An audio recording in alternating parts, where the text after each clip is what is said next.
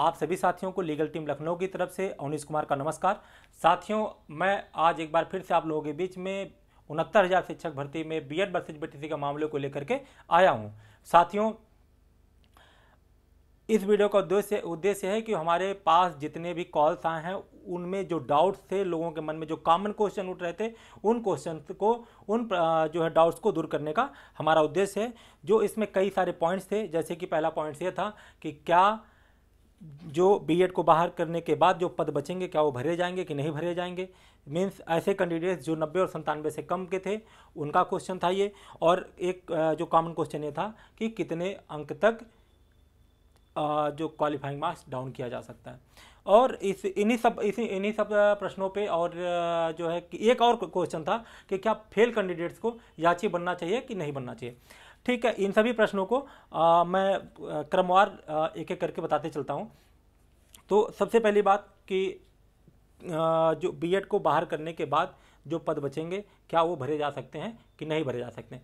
तो पहली बात ये है कि जब कोई भर्ती है, इसके कई सेटल्ड लॉ हैं और बहुत सारे अगर आप पढ़ेंगे तो बहुत सारे जजमेंट्स ऐसे हैं जिनमें साफ साफ कहा गया है कि जितने पद हैं, कोई भी सरकार जो भी पासिंग मार्क लगाएगी वो ये ध्यान में रख के लगाएगी कि जो रिक्तियां हैं वो कम से कम भरी जाएं। आप मतलब कि आप ऐसा कोई भी पासिंग मार्क नहीं लगा सकते हैं जिससे कि कोई वैकेंसी हो और उसमें पर्याप्त मात्रा में कैंडिडेट उपलब्ध ना हो पाएँ। इसके कई सारे जजमेंट्स पड़े हुए हैं। और इसके बाद मैं बता दूं, रिजर्वेशन जो पॉलिसी है उस पॉलिसी में भी कई रूल्स ऐसे बने हुए हैं जहां पे इस बात को कहा गया है, और जिसको इसका प्रूफ चाहिए होगा मैं आपको बाई नाम सारी चीज़ों का मैं एक एक करके प्रूफ भी दे दूंगा। तो इस बात का डाउट अपने मन से निकाल दीजिए कि जो पद बचेंगे वो भरे नहीं जा सकते। लेकिन अब दूसरी जो सबसे बड़ी बात है कि याची किसको बनना चाहिए, 90 या 97 से कम के लोगों को बनना चाहिए कि नहीं, अर्थात फेल कैंडिडेट्स को बनना चाहिए कि नहीं बनना चाहिए। जो 90 और 97 से कम की नंबर प्राप्त कैंडिडेट्स हैं उनके लिए साफ साफ मैं कहना चाहता हूं कि आपका लोकस एक बात समझ लीजिए कि लखनऊ हाई कोर्ट से आप लोगों को कुछ मिलने वाला नहीं है। मतलब ऐसे कैंडिडेट्स जो 90 और 97 से कम अंक पाए हैं उनको यहां से कुछ नहीं मिलेगा। लेकिन आप लोगों को हाई कोर्ट में जुड़े रहना चाहिए। इस बात पे गौर करिएगा। जिस दिन भी बीएड बाहर होगा, मतलब बीएड को बाहर करने की जो पहली धुरी होगी वो कैंडिडेट्स होंगे, वो बीटीसीएंस होंगे जो 90 और 97 पे पास होंगे। और बीएड को बाहर करने के लिए आप ये समझ लीजिए कि काम क्या करेगा। अब आप इसको समझिए, बीएड के लिए जो सुप्रीम कोर्ट की वर्डिक्ट है, बीएड के लिए कहा गया है कि ये लोग अपात्र लोग हैं। और ऐसी दशा में कि जब अपात्र लोग मतलब पढ़ा रहे हैं तो पात्र लोग बाहर क्यों बैठे हैं, ये सबसे यक्ष प्रश्न होगा। और ये पात्र लोग जो बैठे हैं, बैठने से इससे कोई बड़ा प्रभाव नहीं पड़ना है। जो सबसे अहम प्रभाव पड़ना है कि बच्चों के फंडामेंटल राइट्स का वायलेशन हो रहा है। मतलब कोई भी व्यक्ति जो पढ़ा रहा है कम से कम उसकी जो एनसीटी द्वारा प्रिस्क्राइब्ड क्राइटेरिया है, अर्हता जो है वो पूरा उसको करना चाहिए। जो बच्चा पढ़ रहा है आप उसको जब पढ़ाने के योग्य नहीं है तो मतलब आप देश के साथ साथ बच्चे का भविष्य भी बर्बाद कर रहे हैं। तो इस बात को कोर्ट में रखा जाएगा। और एक बात और समझ लीजिए, जिनको लगता है कि बीएड को नौकरी मिल गई है तो वो कभी बाहर नहीं जाएंगे, तो इस बात को समझ लीजिएगा कि ये शिक्षक की नौकरी कभी भी जॉब ओरिएंटेड नहीं होती है, ये चाइल्ड सेंटर्ड जॉब है। मतलब जो बच्चा है केंद्र में वो होगा। आप ट्रेनिंग किए हैं तो आपको पढ़ाया गया होगा कि केंद्र में कौन होगा, बच्चा होगा, ना कि शिक्षक होगा। और आप क्या कह रहे हैं कि भैया शिक्षक है, शिक्षक के राइट्स का वायलेशन हो रहा है। शिक्षक का अपॉइंटमेंट से ही इस वजह से हो रहा है कि बच्चे को उसकी नीड है। जिस दिन बच्चे को शिक्षक की नीड नहीं होगी उस दिन शिक्षक का पद ही खत्म कर दिया जाएगा। इस बात को आप लोग अपने दिमाग में बिल्कुल एकदम बैठा लीजिएगा। जो उसके बाद जो एक प्रश्न उठते हैं कि कितने नंबर तक के लोगों को याची बनना चाहिए, तो ये क्राइटेरिया मैं नहीं बता सकता हूं कि कितने नंबर तक का होना चाहिए। लेकिन आप लोग एक बात को समझ लीजिए कि वर्तमान समय में इस भर्ती में कितने कैंडिडेट्स अवेलेबल हैं, बीटीसीएंस कितने अवेलेबल हैं। तो जो रिजल्ट आया था उसमें लगभग 38,000 के आसपास बताया गया था कि बीटीसीएंस हैं टोटल। तो उसमें से भी काफ़ी ऐसे लोग थे जो 12,408 में सेलेक्टेड थे, वो भी परीक्षा दे दिए थे। और उसमें से 68,500 के तमाम कैंडिडेट्स दे दिए थे, लगभग सभी कैंडिडेट्स 68,500 के परीक्षा को दिए थे, तो मैक्सिमम उसमें से पास भी हुए थे। तो मिला जुला के कहना यह है कि जब बीएड बाहर होगा तो इस 38,000 में से ही, अब मान चले कि न जाने कितना 68,500 में चयनित हैं, कितने 12,460 में चयनित हैं, इन सब संख्याओं को घटा दीजिएगा। उसके बाद लगभग 8,000 के आसपास शिक्षा मित्र लगभग थे, तो सब संख्या मिला दीजिएगा तो मेरी समझ से कम 30,000 पद 25,000 प्लस ही पद खाली होंगे। और उस कंडीशन में 25,000 में कितने लोग और शामिल हो सकते हैं, इस बात को आप लोग सोच लीजिएगा कि कितने नीचे तक ही क्राइटेरिया गिराई जा सकती है। दूसरी और ये सबसे महत्वपूर्ण बात कि बहुत लोगों के दिमाग में है कि सिंगल बेंच का जजमेंट 60-65 का था। सिंगल बेंच का जो जजमेंट था वो 40 और 45% पे पासिंग घोषित किया गया था, तो वो क्राइटेरिया लागू होगी। ये आपके अपने मन की बात है, आप लोगों को जो भी उस समय कोर्ट का विषय होगा कि कोर्ट क्या उस समय डिसाइड करती है, इस पे हमारा कोई भी टिप्पणी नहीं है। और जो सबसे बड़ी बात अब आप समझ लीजिए कि याची बनना जरूरी क्यों है, और खास करके उन कैंडिडेट्स को वो लोग जान लें जो 90 और 97 से कम हैं, और वो कैंडिडेट्स जो 90-97 से ऊपर हैं, दोनों लोग आप लोग जान लीजिए। और तीसरी जो क्राइटेरिया है शिक्षा मित्रों के लिए, आप लोग बारी बारी से एक एक लोगों को बता रहे हैं कि सबसे पहले स्टार्ट करते हैं कि जो 90-97 से कम लोग कम अंक पाए हैं, उनके लिए आप लोग जान लीजिए। देखिए, हमने साफ साफ आपसे कह दिया कि आपको हाई कोर्ट से कुछ नहीं मिलना है, लेकिन बीएड बाहर यहाँ से तय है होना, यहीं से बीएड बाहर हाई कोर्ट से ही होगा। और ऐसी कंडीशंस में हो सकता है कि हाई कोर्ट कोई डिसीजन ऐसा दे दे कि कह दे कि पेटिशनर्स रिलीव कर दिया जाए। तो पेटिशनर्स रिलीव की जब बात आएगी तो जो फेल कैंडिडेट्स हैं उनको पेटिशनर्स रिलीव यहाँ से नहीं मिलेगी। अगर मिलना भी होगा तो किनको मिलेगा?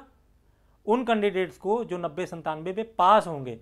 ऐसी कंडीशन में फिर आपका क्या होगा? तो फिर आपका एक राइट जनरेट हो जाएगा और आप इस राइट को लेकर के सुप्रीम कोर्ट में जा सकते हैं, और आप वहां जा करके इस बात को कहेंगे कि हमको सुप्रीम कोर्ट के द्वारा 2 मौके प्रदत्त थे, और जो है इन दोनों मौकों को सरकार की गलत नीतियों की वजह से हमसे छीन लिया गया है। पहला जो गलत नीति क्या थी कि 30-33 का जियो जारी करके फिर उसको रिकॉल कर लिया गया। इनकी गलत नीति की वजह से आज तक 69,500 शिक्षक भर्ती से हम बाहर हैं। दूसरा मौका क्या है? दूसरा मौका यह है कि आप ये कहेंगे कि हमको 69,000 शिक्षक भर्ती में पार्टिसिपेट कराया जाता है और बिना कोई क्वालिफाइंग मार्क्स बताए हुए हमको परीक्षा दिला दिया जाता है, और जब हम इसको परीक्षा दे लेते हैं तब बताया जाता है कि 60 और 65% क्वालिफाइंग मार्क्स हैं, लगा दिए गए हैं। और उसका जब हम लोग अपोज करते हैं तो ये कहा जाता है कि चूंकि हमारे पास बीएड और बीटीसीएंस काफ़ी अधिक मात्रा में थे और ऐसे में काफ़ी ज़्यादा संख्या में लोग पास थे, तो हमको स्क्रीनिंग करना था, तो इतना हायर क्वालिफाइंग मार्क्स हमको तय करना पड़ा ताकि हम क्वालिटी मेंटेन कर पाएं। ऐसी कंडीशन में अगर जब बीएड अब बाहर हो गया है या सुप्रीम कोर्ट ने कह दिया है कि बीएड को बाहर जाना होगा, तो हमको किस आधार पर अब बाहर किया जा रहा है? जब पद ही नहीं पूरे भर पा रहे हैं तो हमको नौकरी क्यों नहीं दी जा रही है? तो इस बात का दावा ठोकने के लिए आपको हाई कोर्ट में जुड़े रहना अनिवार्य है। और अब आते हैं उन साथियों पे, यही सेम प्रक्रिया जो है शिक्षा मित्रों के साथ भी लागू होती है, लेकिन शिक्षा मित्र इस मुद्दे में मेन धुरी पे होंगे ब्यूटिशियंस। आप लोग पीछे से खड़ा होकर के हाथ जोड़ के तमाशा देखोगे। अब सुनिए, आते हैं 90 और 97 पे। पहली बात, एक बात और समझ लीजिए, जो 90-97 पास हैं, हमको एक बात बता दें आप लोगों को, एकदम दिमाग में ये भी रख लीजिएगा कि 90-97 पास लोग, आप लोग मैक्सिमम लोग कहाँ जुड़े हो? ज़्यादातर जो 69,000 शिक्षक भर्ती के पैरोकार थे, कौन हैं? कौन ज़्यादातर जो पैरोकार हैं वो बीएड के लोग हैं। चाहे जिस भी टीम को आप पकड़िए, मैं किसी का नाम नहीं लेना चाहता हूं, लेकिन आप सब जिससे भी जुड़े हैं, सब के जितने भी याची बनाए हैं, सब लोग बीएड के लोग हैं और आप उन्हीं से याची बने हैं। आपके ग्रुप में जो भी सूचना दी जाती है वो बीएड के हिसाब से दी जाती है, आपके हिसाब से नहीं दी जाती है। एक बात आप लोग समझ लीजिए, 6800 सूची वालों, आप लोग भी कान खोल के सुन लीजिए कि आपका चयन तभी होगा जब बीएड बाहर जाएगा। जब तक बीएड बाहर नहीं जाएगा, कोई माई का लाल धरती पर नहीं है जो आपका चयन करा देगा। ये आपको तय करना है कि आप जिंदगी भर धरना खेलेंगे कि जगह जगह धरना दे। देखिए धरना आप दे रहे हैं, ये उसका हम सम्मान करते हैं, आपको देना चाहिए, सारी चीजें सही हैं, लेकिन आप गलत चीज के लिए धरना दे रहे हैं, इस बात को भी जान लीजिए। जो चीज सुप्रीम कोर्ट के द्वारा अनकॉन्स्टिट्यूशनल कर दी गई वो कहां से वैलिड होगी, आप इस बात को एक बार सोच लीजिएगा।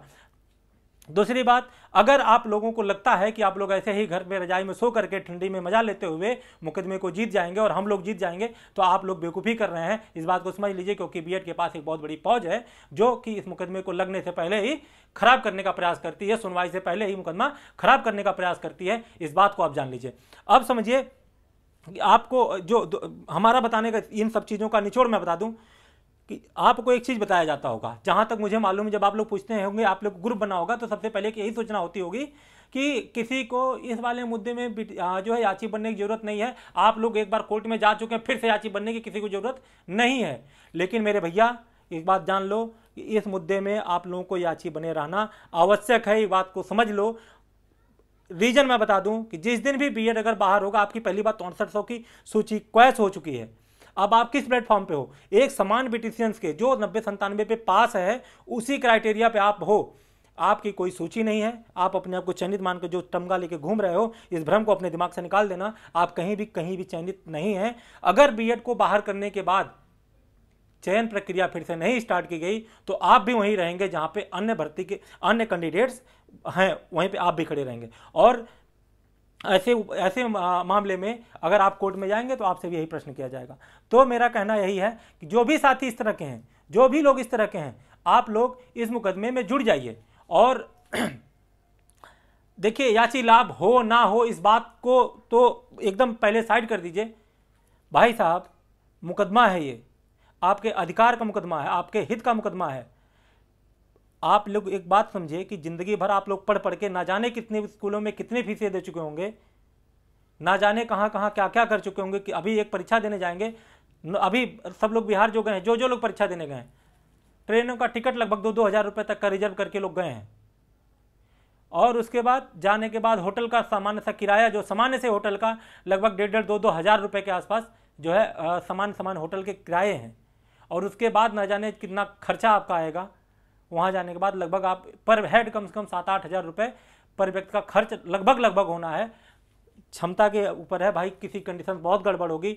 हमारे जैसे कुछ लोग ऐसे भी होंगे कि जो इतनी महंगी चीज़ों का अफोर्ड नहीं कर पाएंगे, तो वो लोग भी अपना, हो सकता है कि कोई व्यक्ति 4,000, 5,000, 3,000 में काम चलाए, लेकिन इससे कम किसी का खर्चा नहीं होने वाला है। अब ऐसी कंडीशंस में आप लोग जान लीजिए, क्या जहाँ पर 1,500-2 हज़ार रुपये की बात है, वहाँ पर आप लोग अपने मुकदमे के लिए नहीं खड़े हो पा रहे हैं। इस बात को सोचना चाहिए आप लोगों को। आप लोग जितने दिन भी लेट कर रहे हैं, एक बात समझिए, जितने दिन भी आप लोग लेट हो रहे हैं, आप लोग अपना पर डे कम से कम 1700 से 1800 रुपये अपना नुकसान कर रहे हैं। इस बात को समझिए, 50,000 रुपये पर मंथ आपका जा रहा है, प्लस सीनियरिटी जा रही है, प्लस सर्विस का आपका नुकसान हो रहा है, ना जाने क्या क्या अपना नुकसान कर रहे हैं। मानसिक तौर पे पीड़ित हो रहे हैं आप लोग, और इस प्रक्रिया को लगातार चलने दे रहे हो। सिर्फ क्यों? क्योंकि आप अपनी मूर्खता के आगे किसी चीज़ की सुनना नहीं चाहते हैं। आप लोग समझिए, जैसे ही अभी आप एक बात समझिए, बीएड के लोगों का भी हमने पिछली वीडियो में भी जिक्र किया था, हम जितनी भी वीडियो डाल रहे हैं उसमें तमाम तरह के कमेंट्स होते हैं। बीएड के लोग, क्या आपको लग रहा है कि वो याची नहीं बनाए हैं? लोग नौकरी कर रहे हैं, नौकरी करते हुए लोग उसमें, जो कि अगर बाहर जाएगा तो सब आदमी बाहर जाएगा, नहीं जाएगा तो कोई नहीं जाएगा। लेकिन फिर भी मैं बता रहा हूं कि कम से कम वर्तमान समय में 10 हज़ार से लेकर के 10 से 15 हज़ार के बीच में कोर्ट में याची पहुंच चुके हैं।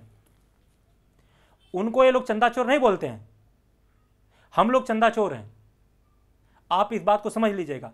2019 से 69,000 का भी मुकदमा पेंडिंग है, आज तक लोग लड़ रहे हैं, आज तक मुकदमा नहीं जीत पाए हैं। वो चंदा चोर नहीं है, लेकिन हम लोग चंदा चोर हैं। बस बात यही है कि किसी व्यक्ति को जब अगर मात देना हो, सबसे पहले उसका कैरेक्टर, चरित्र खराब करना होगा। वो ये लोग यही काम करते हैं कि हम लोग का सबसे पहले चरित्र का हनन करने का प्रयास करते हैं। और आप समझिए, हम लोग वाकई पिछड़े लोग हैं, मूर्ख लोग हैं, ये फैक्ट है, समझिए। क्योंकि भाई हम अपने हित को ही नहीं पहचान पा रहे हैं। हमारा हित कहाँ पे, हम इसी चीज़ को नहीं जान पा रहे हैं, तो हम लोग मूर्ख ही हुए। तो इस बात को आप लोग जान लीजिए कि आपको अगर ये लड़ाई लड़नी है, जल्दी नियुक्ति पाना है, तो दुनिया भर का टंडीला जो कर रहे हैं आप लोग, उस टंडीले से हट करके इस लकीर पे काम करने का प्रयास करिए। और एक बात, मुझे नाम नहीं लेना चाहिए, लेकिन मैं आभार व्यक्त करता हूं अमरेंद्र पटेल का, जो बेचारे लगातार आप लोगों के लिए मेहनत किए और मेहनत करके 6800 की सूची निकलवाए थे, और आप लोग उसको भी खा गए। आप लोगों के अंदर क्षमता नहीं थी कि आप लोग उस सूची को बचा लें। अब आप लोगों को एक बार फिर बताया जा रहा है कि आकर के अपनी लड़ाई लड़िए।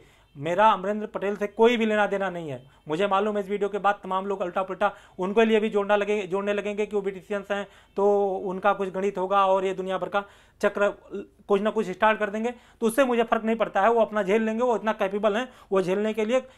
बाहुबली का नाम है तो बाहुबली है व्यक्ति, वो अपना समझ लेगा। हमारा जो उद्देश्य है आप लोगों को बस मोटिवेट करना कि आप लोग अपनी बात को अपने चीज़ों को समझ लीजिए कि आपका स्थान क्या है, आप कर क्या रहे हो। और दूसरी बात, जो एक सबसे महत्वपूर्ण बात, एक बार को लिए सोच लिया जाए, जो लोग नियुक्त हैं उनकी नियुक्ति बच जाएगी। एक बार के लिए सोच लिया जाए कि चलो उनको सरकार ना बाहर करे। क्या जो लोग नियुक्त हैं उनको भी किसी स्तर पर नियुक्ति दी जा सकती है? क्या नियुक्त नहीं जो हो पाए हैं बीएड के कैंडिडेट, क्या उनको भी नियुक्ति दी जा सकती है? ये जो लोग मूर्ख बना रहे हैं, सिर्फ चंदे का धंधा खेल रहे हैं, ये उनके लिए है कि आप लोग अब अपना भी व्यवस्था कर लो कि कम से कम चाहे जूनियर की तैयारी करो, चाहे टीजीटी की तैयारी करो, कुछ भी करो। लेकिन मैं जानता हूं कि ऐसे आपका चयन इसमें नहीं हो सकता। आज हमारी बातें जरूर कड़वी लगेंगी, आप ब्रिटिशियंस को भी लग सकती हैं, बीएड वालों को तो लगी रही होंगी, फर्क नहीं पड़ता। लेकिन आप लोग अपने अधिकार के लिए अभी आप लोग करोगे क्या पता है? इंतजार करोगे। अभी लगभग 1 साल हो गए, 2022 से लेकर के आपका 2022 से सूची आई हुई है, 2023 में आप हो, 2023 भी खत्म हो, 2024 में आने वाले हो। 2 साल आपको हो गया है, अभी 2 साल और आप इंतजार करोगे। ऐसे ही अगर नहीं कुछ हुआ तो 2 साल ऐसे इंतजार करते रहोगे। फिर आपको समझ में आएगा कि साला हमको तो सब लूट लिए, जितने नेतवे थे सब लूट लिए। अरे फला आदमी अपना केस लेकर के साला पैसा ले लिया केस के नाम पे और उसके बाद गायब हो गया। तो आप जानते हैं क्या करते हैं, होता क्या है। मेरे पास अगर अभी पूरे वकील को पैसा देने के लिए मेरे पास इतना पैसा हो जाए कि मैं जिस वकील की तरफ देखूं कि भैया मेरे मुकदमे में बहस कर देना, भैया मेरे मुकदमे में बहस कर देना, अगर मेरी ये कंडीशन हो जाएगी तो मैं बहस करा लूँगा। तमाम अधिवक्ता हमारे केस पे आएंगे, बहस करेंगे, मुकदमा जल्दी डिसाइड हो जाएगा। लेकिन सिचुएशन क्या है कि अभी मैं 1-1 रुपये के लिए जूझ रहा हूँ। तो ऐसी कंडीशन में क्या होगा, मुकदमा धीरे धीरे खिंचता जाएगा और आने वाले समय में चाहे पैरोकार हों चाहे कोई कैंडिडेट हो, सबका धीरे से वहाँ से इंटरेस्ट खत्म हो जाएगा। ऐसी कंडीशन में क्या होगा, आपके हाथ कुछ नहीं लगेगा।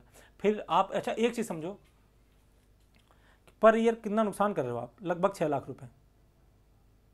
मतलब जो भी लोग सूची में थे लगभग 12 लाख रुपए अपना नुकसान ऑलरेडी कर चुके हैं। और अगर आप नहीं मानेंगे तो ये नुकसान आपका कम से कम 30 से 35 लाख तक जाने वाला तय है। ये प्रत्यक्ष रूप से है। आपका सर्विस का कितना नुकसान हुआ है वो भगवान मालिक है, वो उसका कैलकुलेशन मुझे नहीं आता है, ना मैं बता पाऊंगा आपको। तो अच्छा, वीडियो को मैं ज़्यादा लंबा नहीं करना चाह रहा हूँ, तो एक बार मैं फिर से बता दूँ, जिनको भी हम लोगों से जुड़ना है वो नंबर नोट कर लें, 9455111789। इस नंबर पर आप व्हाट्सअप करिएगा कि मुझे याची बनना है, और जितना भी नंबर आप पाए हों आप लिख के भेजिएगा। तो आपको आपका फॉर्मेट दे दिया जाएगा, किस हिसाब से आपको क्या क्या डाटा भेजना है, कितना अमाउंट भेजना है, किस खाते में भेजना है, क्या फ़ोन पे है, क्या पेटीएम है, ये सारी डिटेल आपको भेज दी जाएंगी।